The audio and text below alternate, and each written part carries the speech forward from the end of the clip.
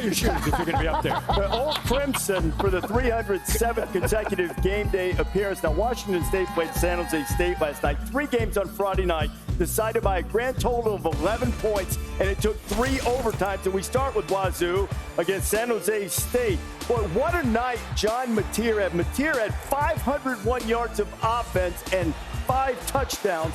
San Jose State had a chance here. They're up or they're down, and then the 2-point conversion after that. And Niumatalolo's team, they get the touchdown. Then they got to force triple OT. Wow, tricky game for Washington State, playing this kind of team after the game last week against Washington. But they find a way here late. Defense finally gets a stop. They hold on by 2. Huge win. And they remain undefeated after that big stop against Washington at the end of the Apple Cup, too. Stanford and Syracuse. Stanford Steve was locked in. Ashton Daniels, the Elegant Matters.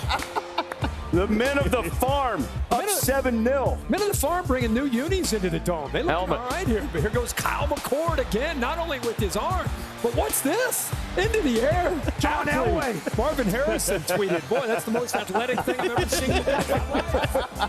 Syracuse up by 1.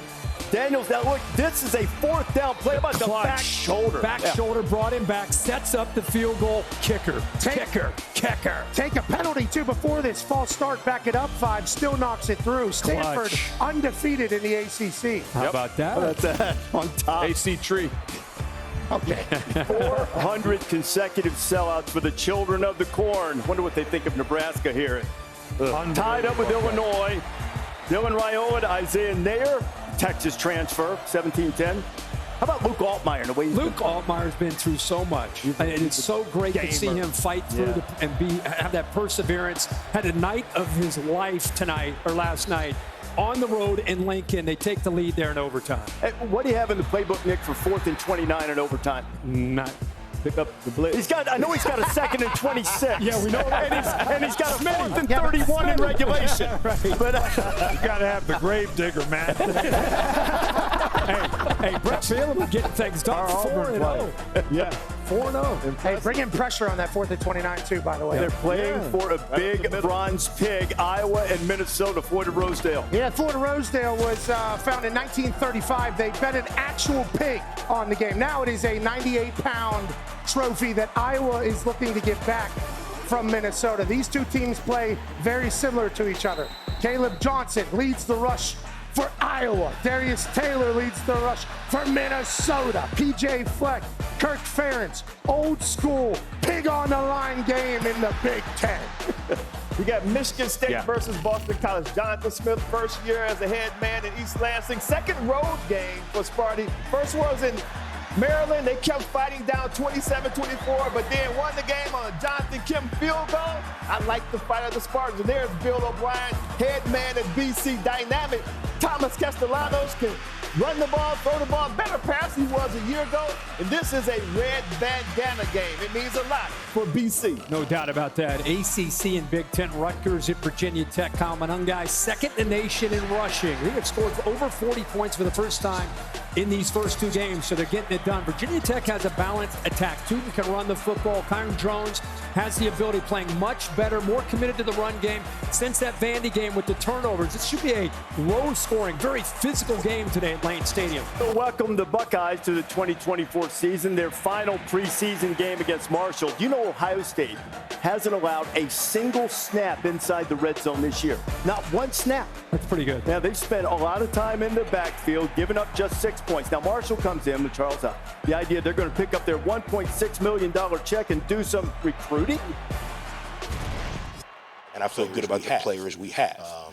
Would love to have some of those guys from Ohio State, too. So if they want to transfer on down, we've got a Tudor's Biscuit NIL, all you can eat. So if any of those guys that run really, really fast at Ohio State like Tudor's Biscuits, I promise you, all you can eat all day if you transfer here. So, but yeah. We've got Pete Thamel looking in to see just how much Jeremiah Smith likes biscuits. Yeah, you guys laugh. But you like Tudor's? Is that a good deal? Oh, my God. It's a West Virginia delight. There's one in Ohio. I think there's one in Kentucky. There's one in Florida. And then there's like 50 in the state of West Virginia. And I don't know how much those boys booze at Ohio State, but if you have a hangover, a Tudor's biscuit sandwich is the remedy. There's a Mary B, it's bacon, egg, and cheese. It's obviously fantastic. There's a Mountaineer, which obviously throws a little extra on there, a little potato hash brown. And then there's the Mickey D, obviously, which is much like a ripoff of the Egg McMuffin with Canadian bacon. But nonetheless, Tudor's is a great place in West Virginia. I think that's a smart play. And Jeremiah Smith should maybe try one before he makes a decision, turning down millions of bucks. Now, assuming that there's not this mass exodus at halftime to go to Tudor's Biscuit, Ohio State finally gets past the preseason after this. Yeah, but listen, you can't. Coach would say this: you can't control who you're playing, but you can control how you handle that. Ohio State, they've given up 6 points in 2 games. I think it's the best their defense has done since 75 years ago. Haven't allowed a touchdown yet. Chip Kelly has brought that physicality. So you can say whatever you want about their schedule, and that today they'll take care of Marshall. I just appreciate some teams go play their opponent like these, and they come down. Ohio State, it's a faceless opponent. They're competing against each other. They're 54 points a game, not allowing any touchdowns. It's been fun to watch so far. They're executing very well. Ohio State has really played to dominate the competition, and I think that's so important to what is your capability gap? How are you playing relative to what you're capable to, or are you playing down to the competition? And they've played great so far this year, and I think that's going to benefit them down the road when they play more difficult schedule. Yeah, I think it's important for you to play to your standard, and that's exactly what the Buckeyes have been doing so far. I mean, our Joes are better than your Joes, and we're going to go out there and show it, which is wonderful. They're taking care of business. They'll take care of business again today. I just wonder about when they are tested, how they're going to respond.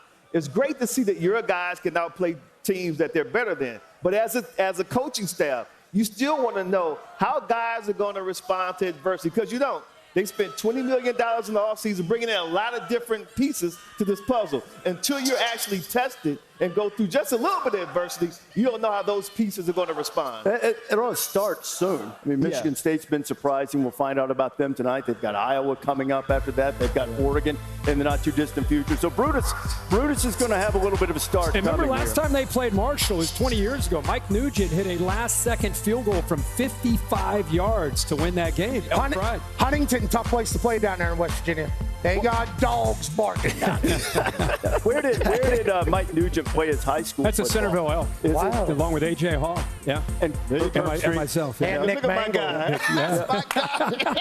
Another Big Ten power has already made Stanford Steve's boy. Do you see the smile of this guy right now? I know, yeah. Cardinal win. Congratulations. I didn't see those orange glasses this morning either.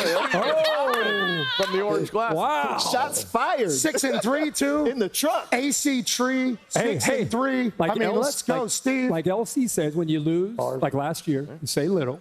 When you win, say less. I disagree. Wow. You are winning, brother. Let's go. Let them know. You mentioned the Big Ten, Penn State, obviously. This is about the other team. We went against Kent State last week, getting 49 with Tennessee. We're going to take Penn State. That coaching staff always seems to know when they need another touchdown, too, late in the game. So we're going to lay the 48.5. Whoa. That's a lot. Hey, Tennessee had that covered at halftime against Kent State. Good one. Well, Tennessee is an incredible football team. Yeah, with a fantastic coach. They're listening. Every word.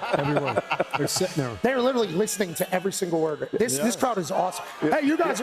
All right. You know what you are a master at keeping the crowd involved. Hey, 1,000 degrees out there. Wonder what we think about Oklahoma wide receiver Deion Burks, who'd like to catch a few more big shots down the field. If you could, you take a look at our Geico fan cam showing you the greatest fans in all of college football. And we say good morning to Jess Sims. Jess? Hey guys, I'm here in Norman, Oklahoma at the Midway Deli, and let me tell you, you just never know who you might bump into and share a sandwich with. Just legendary coach Barry Switzer here. Coach, how are you today? Great. Welcome to Midway Deli, my favorite place. Yeah, tell me, you live a mile down the road. Why is this place so special to you? All the college kids and I come down here, and it makes me feel young to eat here.